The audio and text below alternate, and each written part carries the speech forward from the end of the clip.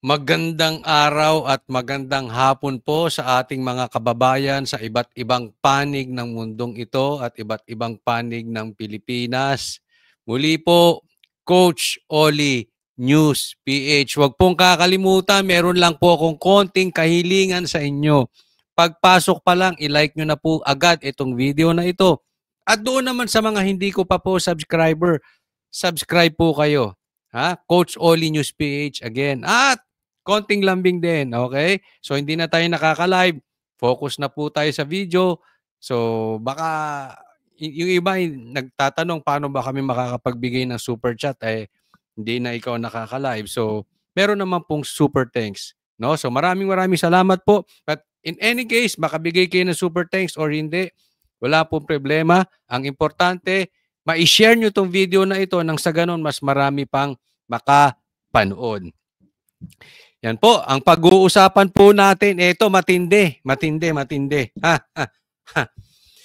PRRD, nako, inutusan na ang mga militar at mga pulis. Oy, ito talaga inaantay natin ha. Inutusan na ang mga militar at mga pulis. Yun, maganda to, maganda. Pangalawa po, okay? PRRD, umurong na, hindi na po siya tatakbong mayor, tatakbo ng senador. Ay, talaga? Okay. Ha? Sige. Ha? Bago ang lahat, pag-usapan muna natin, okay? So, bibigyan natin ng komentaryo ang mga bagay-bagay. So, wag pong kalimutan. Ha? Like and share. Eto na po. Dediretso na po tayo agad-agad. Siyempre kasi dito kay Coach Oli, ang balita, ang bida. Ito na po.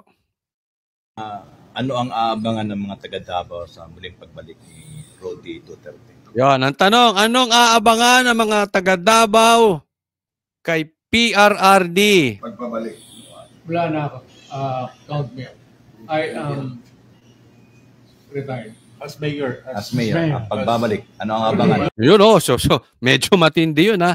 Count me out. I am retired. Nako. Tandaan natin ha. Nag-file po siya ng candidacy for mayor sa Davao. Hindi na ako babalik. Wala na akong balik.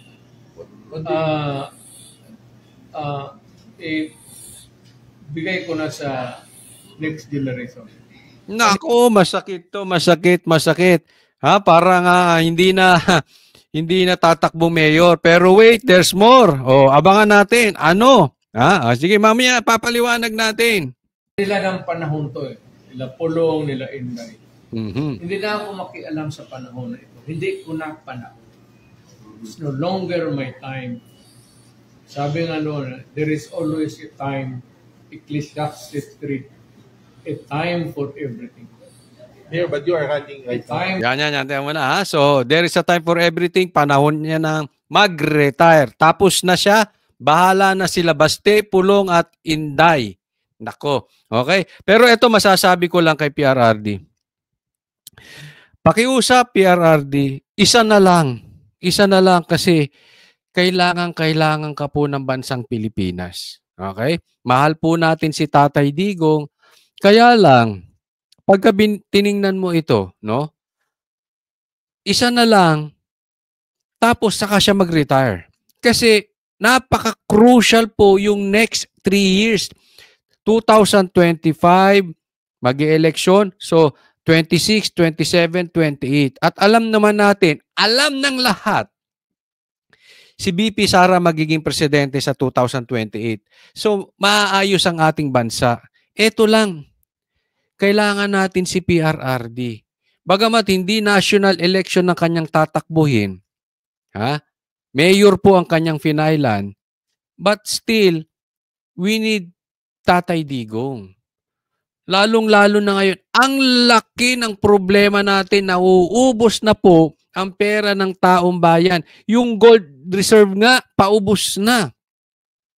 Yung sinasabi ni Marcos na may binabanggit siya na, di ba yung flood control project, wala na rin. Nauubos na, kinukulang na rin sila. 'Di ba? Ganyan po ang nangyayari sa bansang Pilipinas, PRRD, no? Pero syempre, at the other end, kailangan din nating respetuhin kung anong plano.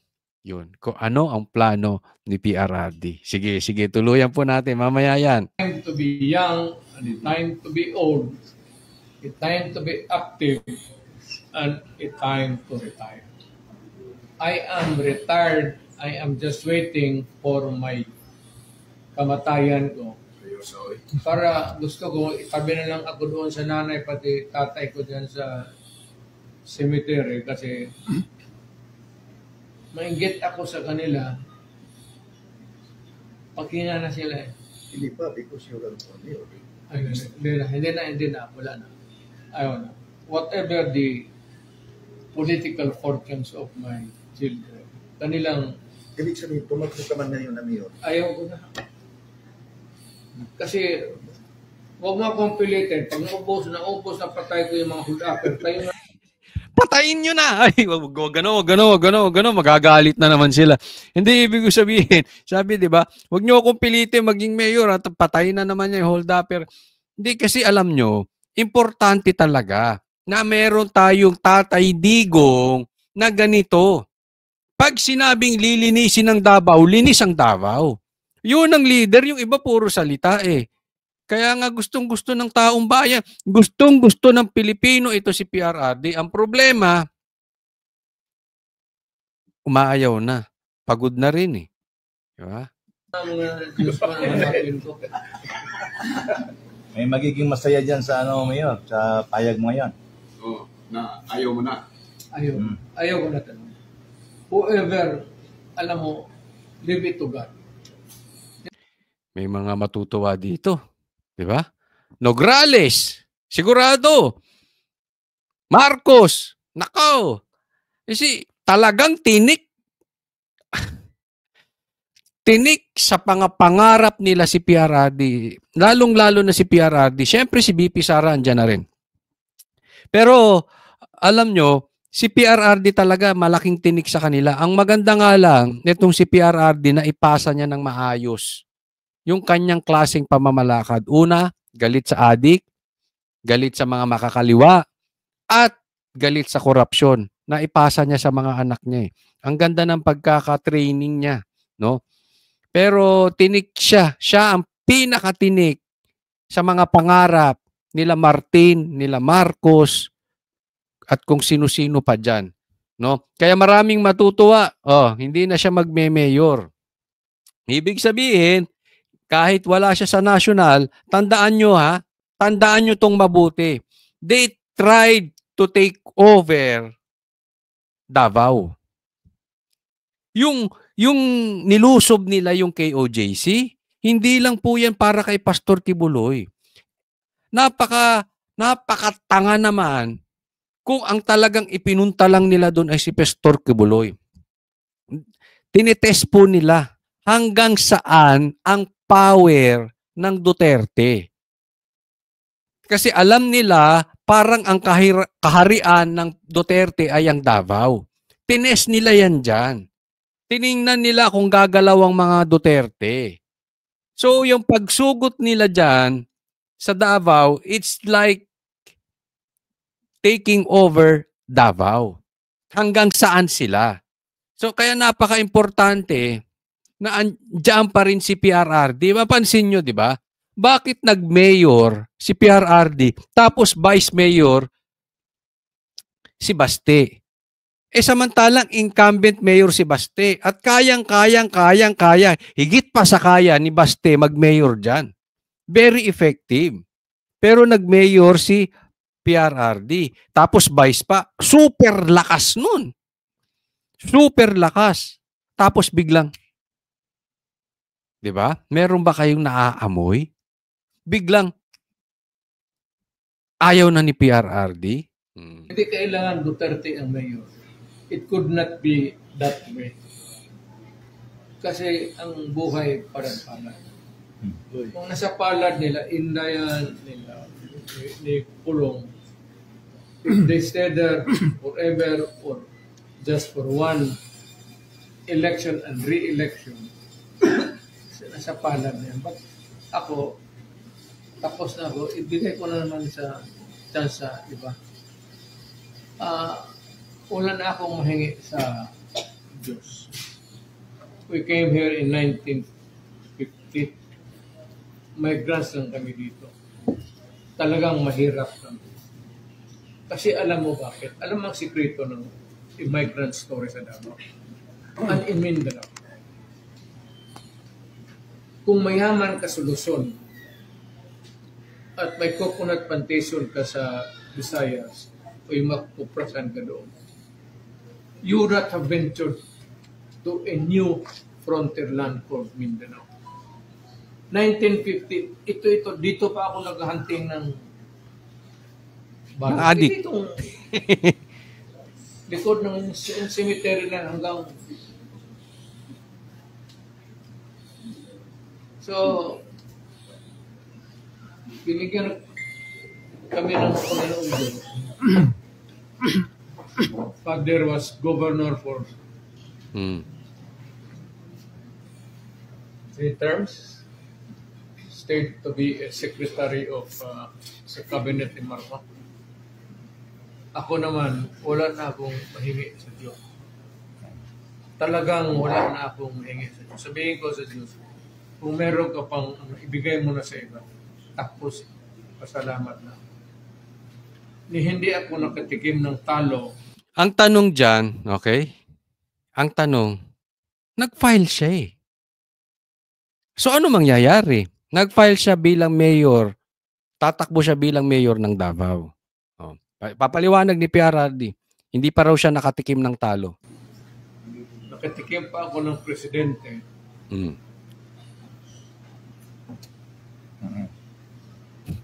Nakatikim pa ako ng mga gandang Mismo talaga si PRRD, sinilip pa. Parang Tatay Diggs, parang kilala ko yung sinilip mo. Naging presidente pa siya, tapos nakatikim pa siya ng magandang babae. Sinilip pa kanya. Yeah. Hindi. Idol talaga to si PRRD. Sige, tuloy. So, what will happen now sa yung candidacy mayor? Yon ang tanong doon, ha? Anong mangyayari doon sa candidacy niya? Anong mangyayari doon sa takbo niya, pagkandidato niya? Ako? Ano? Ayoko. Ano ang mangyayari sa candidacy mo? Anong sagot ni PRRD? Ayoko na. Ang tanong, anong mangyayari? Ang sagot niya, ayoko na. Kasi ang ine-expect ine-expect ko, hindi, ang sagot ni PRRD, sasabihin ko, magbaback out na ako. Si Mayor Basti na lang ang tumakbo bilang mayor, di ba? Pero ano sagot niya? Ayoko na. Di ba? Sige, diretso. Ayoko. Ibigay mo naman sa iba. Parang, paano na? Sabi niya, ibigay mo na sa iba. Paano na? Ano na? So, bakante yung mayor? Vice mayor si Basti. Diba? Ibigay mo na. Ano, ibigay sa mga Nograles? Hindi kailangan Duterte yan. Ibigay mo na sa iba. Hindi kailangan Duterte yan. Ibigay mo na sa iba. So, ibibigay nyo na lang kung sino man? Again, Nograles o kung sino man kalaban na mayor? So, bakit kandidato ka naman ngayon eh? Kandidato ka naman. Hindi na pwede mapulihan, mayor. Ayaw. May mali pa yung ano. Tanda asawa. Tatlo asawa niya. Ayaw na niya. Kung kaligayahan mong kaya, ang mayor ni Mang Kaligayahan, puro trabaho yan. Kita mo hanggang ngayon, no? Laki lang the mayor. Si ginaipit ug maayo si Inday karon to the point nga mo ginapaitaan yung nagbikil para ma-impeach, no? unsay ug naa kay reminder o pahimangno sa mga congressman nga gapaningkamot o gaduot sa iyaha o sa ibuhang reminder? Ikaw kay lamang kaninday. Wala. Si Inday pumasok ng politika. You have to navigate yourself in the sea of politics. Ayan, no. Bago natin tuloy dyan. So, malabo di ba? Malabo yung plano ni PRRD. At naalam natin nung nakaraang eleksyon, 'di ba? May mga sinasabi siya na si PRRD daw ay hindi tatakbo, pero yung nung naging presidente siya, pero tumakbo siya, 'di ba? So ngayon meron na naman. So grabe, no? Ano 'yan? Tatakbo siyang senador? Hindi na hindi ka na pwede. Hindi ka na pwede mag-switch, hindi na po pwede, wala na. Tapos na po. Hindi na siya pwedeng makapag-file as sa ibang posisyon. Yan na po. Mayor na, ayaw niya. Do you think na talagang hayaan niya yung ibang pumasok? Tandaan natin si Baste, nasa vice mayor na. Yun ang finaila ni Mayor Baste. Hindi na siya makakapag-mayor. So ano yun? Hayaan mo na lang sa iba? Diba? Hayaan mo dyan sa mga ibang kolokoy dyan ang Davao? Pag inisip mo, meron na namang taktikang gagawin to alam naman natin. Alam lahat siya ng mga Pilipino. Calculated magsalita si PRRD. Hindi yan gagawa ng isang salita na walang hakbang at hindi ikakabuti. Lalong-lalo na, ayaw niya na pala, di ba? Isipin nyo, bakit pa siya nag-file as mayor? Di ba? Tapos ibibigay niya lang sa iba? Pwede naman kay Basti na yun, yung pagiging mayor. Napakaayos naman ng nagawa ni Basti as mayor ng Davao. Diba? So anong taktika na naman ito ni PRRD? Ako, sa tingin ko ito, kahit si PRRD ay hindi na mangampanya, iboboto siya at iboboto ng mga taga Davao. Kahit sabihin niya, kasi kung hindi naman niya officially iuurong yung sarili niya, ang sasabihin lang niya sa salita, ibig sabihin sa balota, nandoon pa rin ang pangalan ni PRRD. Di ba? So, ako naniniwala ako kahit sabihin niyang ayaw niya na. Sa tingin ko nga kahit na sabihin niya, wag niyo akong iboto, iboboto pa rin to ng taong bayan eh. Lalong-lalo na sa Davao. Kung sa Pilipinas nga, tumakbo tong senador si Tatay Digong at ikampanya niya sarili niya na wag niyo akong iboboto. Pustahan tayo, number 1 pa yan. Iboboto yan ng mga Pilipino. Ganun po kalakas si PRRD. I think may matinding plano to si PRRD. Probably, he is flexing his muscle. Ayoko na. And still, he will win. And still, di ba? Iboboto siya ng taong bayan. Diyan natin makikita ang lakas. Baka nga, ito posible inaasar niya na naman eh. Ito, di ba? Inaasar niya itong mga kulokoy na nakabantay parati sa mga Duterte. Na lahat ng hakbang ng mga Duterte, kailangan meron silang counter. Kahit hindi naman sila inaano ng Duterte, sila, itong mga kulokoy, itong mga weak bangagers, laging pinag-iinitan ng Duterte. So, nag-iisip yung mga yan. Ano na naman kaya ginagawa niyang matandang yan? Sigurado ganyan ang mga sinasabi ng mga kokak-kokak dyan eh. Di ba? Ano na naman kaya itong baduy na to? Tandaan natin, tinatawag siyang matanda at baduy ng mga ibang politiko dyan. Ano naman kaya iniisip na ito? No? So, ako posible, nangaasar to si PRRD and he's flexing his muscle. Ayaw nyo na. PRRD, Tatay Digong, I know you will still win. Pero ito maganda. Kaabang-abang. 'Di ba? Lumabas tong balita na ganyan at may mga blanco, sabihin na lang natin. May mga question sa mga isipan ng taong bayan. Bakit niya nasasabi yan? Ito, bigyan ko po kayo ngayon. Pakita ko po sa inyo ito.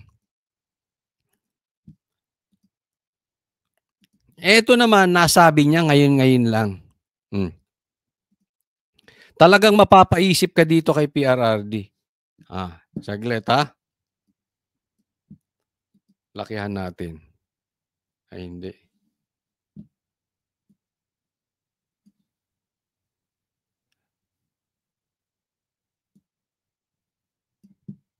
Ayan. Nilakihan ko lang ha, para mabasa nating maayos.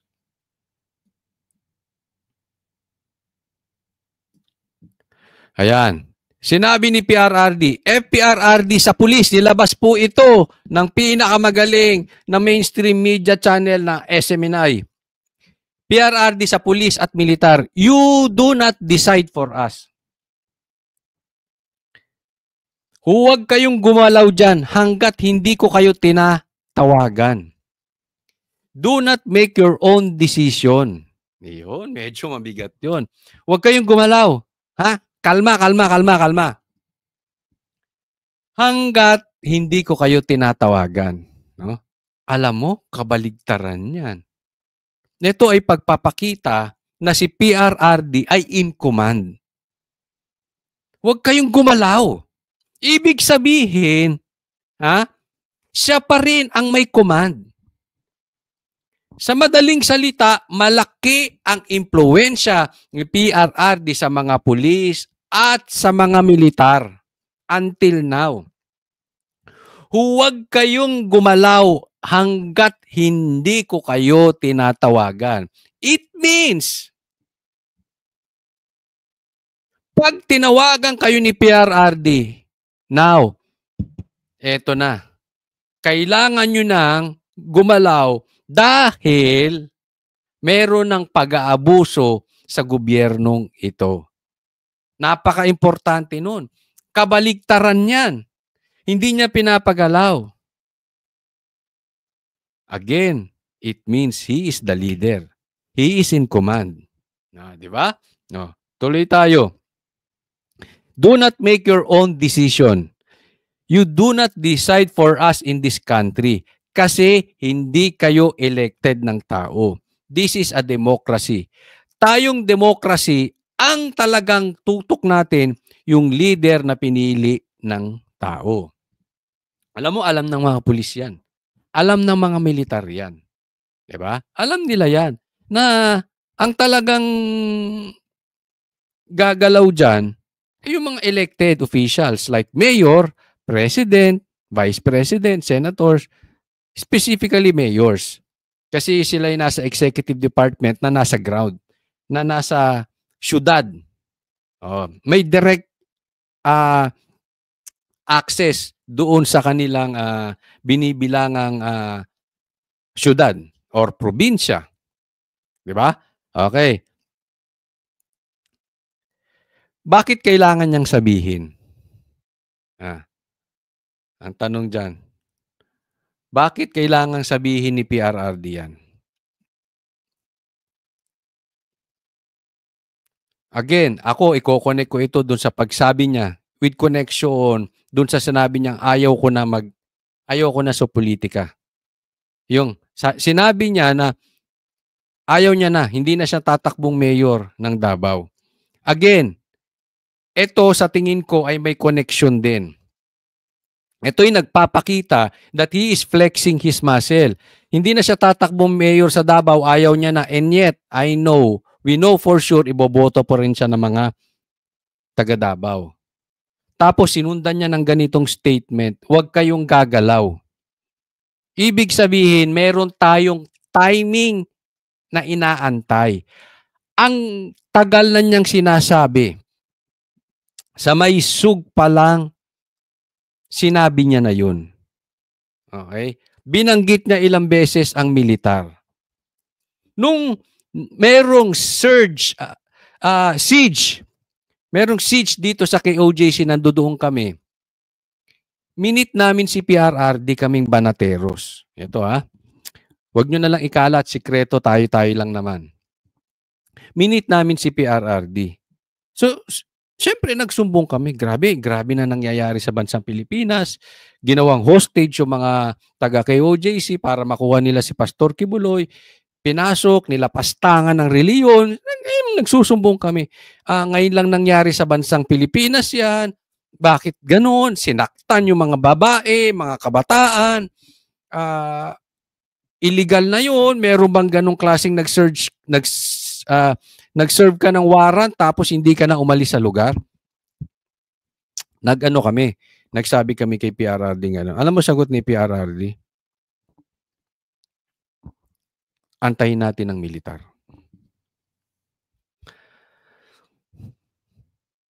Antayin natin ang militar.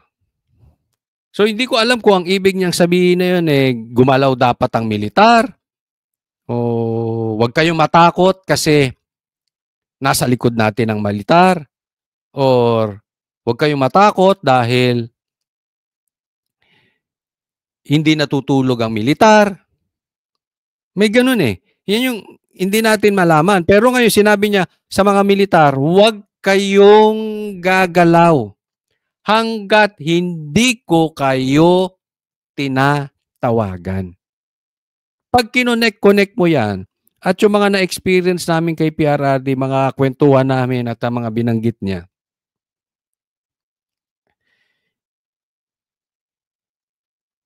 malaking factor talaga ang militar. Sa katunayan, sinabi nga sa amin ni PRRD, dapat sana may tumakbong militar sa Senado, no? At that time kasi wala pang filing, no? Tapos tinanong niya kami, sino kaya pwede nating suportahang militar para tumakbo bilang senador, no? Hindi naman ata nagkatuloy-tuluyan na yun, but yun ang tanong niya sa amin, sa banateros. Hindi ko po makakalimutan yun kasi sa harap ko siya nakaupo. Si PRRD, tapos si Banatbay, tapos ako, nasa harap niya, tapos si Boss Dada, si Master Judea. Ganun po yung arrangement namin, tsaka si Jay. Magkakatabi kami. So, nadinig ko yun. At hindi ako magkakamali ng pagkakadinig nun. Malakas ang pananalig niya sa mga militar. No? So, nung nalaman ko ito, again, nabuhayan ako ng dugo. Sabi ko, eto na. Eto na. Oo. Bagamat medyo baliktad, huwag kayong gagalaw hanggat di ko kayo tinatawagan. Pero may call out na. May parinig na. Na-mention na ni PRRD ang pulis at militar. Tapos hindi siya tatakbong mayor. We are in for a surprise kay Tatay Digong. Ako naniniwala ako dyan. Sa na-experience namin sa kanya, sa mga pananalita niya, now involved ang militar, ay magandang pangitain yan sa ating nakakakita na ng pang-aabuso ng mga nasa posisyon ngayon. Ang militar at pulis dapat sumunod dyan sa president. Itong pulis at militar na naka-assign dito sa syudad, sumunod kayo sa mayor. Ayan. Ang pulis at militar dapat sumunod dyan sa president. Kailangan niyang sabihin? Bakit niya sinabi? He is in command. Itong pulis at militar naka-assign dito sa syudad, sumunod kayo sa mayor. Police, you are called to maintain peace and order. And military if there is trouble. Again, peace and order mga pulis. Sana wag kayong gamitin sa pagsugod sa kung saang reliyon. Sana wag kayong gamitin sa pagsugod sa mga katedral o sa mga lugar na dasalan ng iba't ibang reliyon. Police, you are called to maintain peace and order. Kasi ako naniniwala yung ginawa nila sa Davao, wala pong peace. At higit sa lahat, wala sa order. Sobra. Wala sa kaayusan. Saan ka nakakita sa buong Pilipinas nag-serve ng warrant, hindi na umalis? Ganun sila katindi. Ayan, binanggit kayo ni military. Papasok lang kung may trouble. Yaan, paalala galing kay PRRD. Anong trabaho ng pulis? To maintain peace and order. Militar, pasok pag may trouble. Militar, pasok pag may trouble. Militar, pasok pag may trouble. Who governs the mayor? The mayor is elected by the people to govern. Hindi kayo. Yan. So ito paalala. Ha? Who governs? The mayor. The mayor is elected by the people to govern. Hindi kayo. Ulit, paalala, pulis. Huwag kayong pasok ng pasok sa Davao. Kasi sino ba ang nag-go-govern? Sino ang namamahala ng syudad? Mayor. Kasi yung mayor, binoto ng taong bayan. May kapangyarihan, may mandato galing sa bayan. Binoto ba kayo mga pulis ng taong bayan? Hindi. Hindi po natin inaanong pulis dahil marami tayong kaibigang pulis. Sa katunayan, may mga kuya pa kaming pulis. Okay? So maraming matitinong pulis. Pero marami ring katulad ng mga ginawa dyan sa KOJC. Di ba? Huwag kayong pasok ng pasok sa syudad at manggugulo kayo. Kasi hindi kayo dyan. Mayor ang dapat nandiyan silang elected.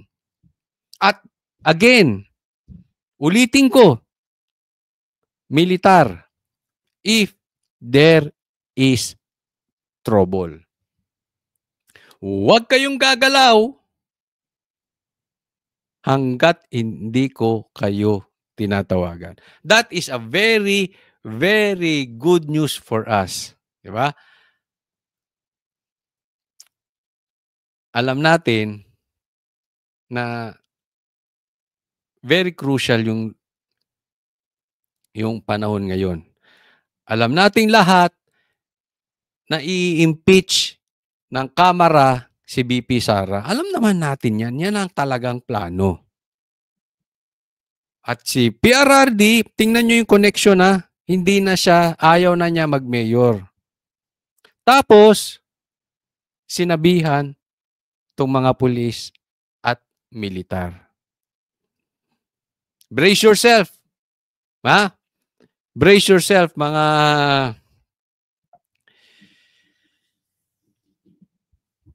DDS. Maganda ito. Maganda ng we're in doon sa chapter na inaantay natin. Nagsalita na si PRRD again sa militar at sa pulis. Pag inimpeach si BP Sara, ang masasabi natin, we are ready to serve PRRD. We are just waiting. Hindi kami gagalaw hanggat wala kang sinasabi. Pero pag inimpeach si BP Sara, nandito kami. At alam ko, andyan ang mga pulis at militar. Yun. Ganda to, maganda, maganda. So wag pong kakalimutan ha, doon sa mga hindi ko pa po subscribe po kayo. Maraming salamat doon sa magbibigay ng super thanks. Thank you and i-share nyo po itong video na ito nang mas kumalat pa po ito. Okay? God bless everyone. Thank you para sa Diyos at Pilipinas nating mahal. Coach Oli po.